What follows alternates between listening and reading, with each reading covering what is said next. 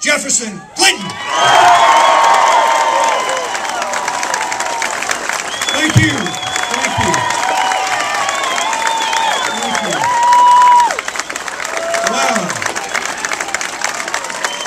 Thank you.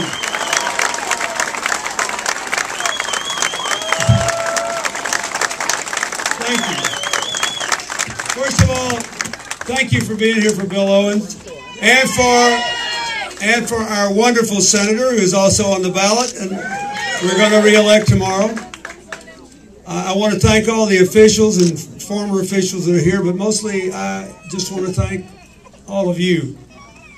You know, you're stuck with me in part because the Secretary of State is one of two people in a president's cabinet who cannot be in politics. They can't campaign. Hillary's off in Southeast Asia. But she did call me about a half hour ago and tell me to give a good speech here. And, you know, she was on the Armed Services Committee, as Bill is now, and she mentioned to me how much it meant to her that you'd done such a good job with the redevelopment of Plattsburgh Air Force Base, and that you had protected Fort Drum in the 10th Mountain Division of Travis Apache.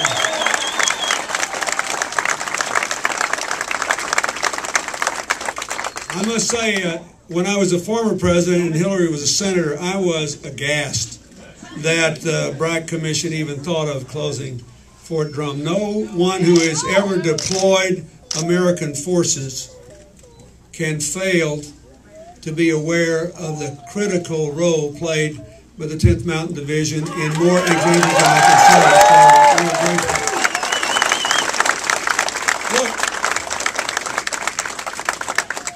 Look, one of the reasons that this is supposed to be such a challenging race is that times are tough. The other reason is this is about the most fact-free election I've ever been involved in my life.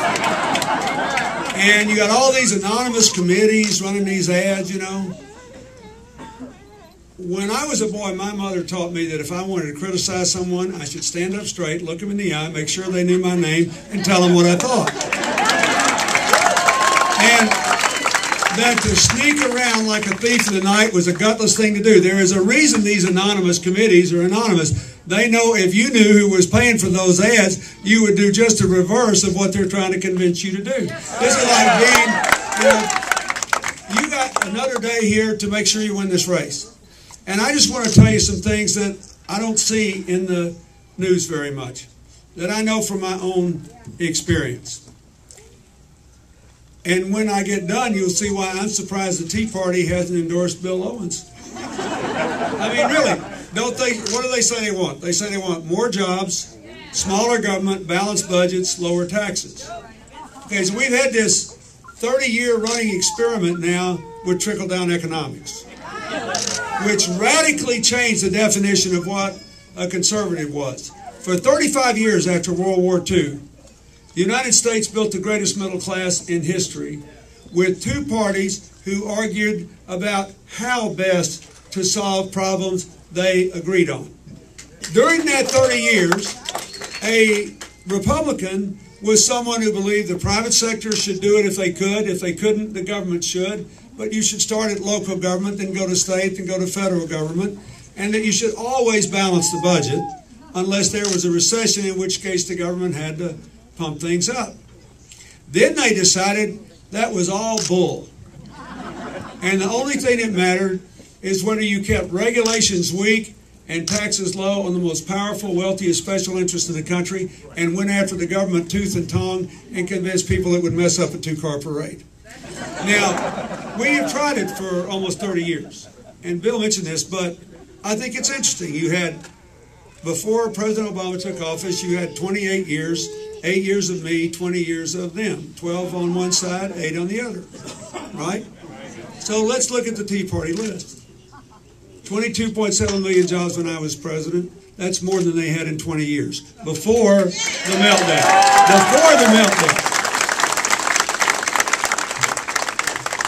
4 of my 8 budgets were surplus budgets. That's the first time that happened in 80 years. And none of theirs were. The government, when I left office, was the same size it was in 1960 when Dwight Eisenhower was president and John Kennedy was elected. It was bigger on both sides. 16,000 pages of regulation were eliminated from the federal books. And we cut all kinds of taxes, and government spending as a percentage of our economy was much lower. I don't fault them for it being somewhat higher now because of the consequences of responding to 9/11. But the point is, the Tea Party ought to love the Democrats.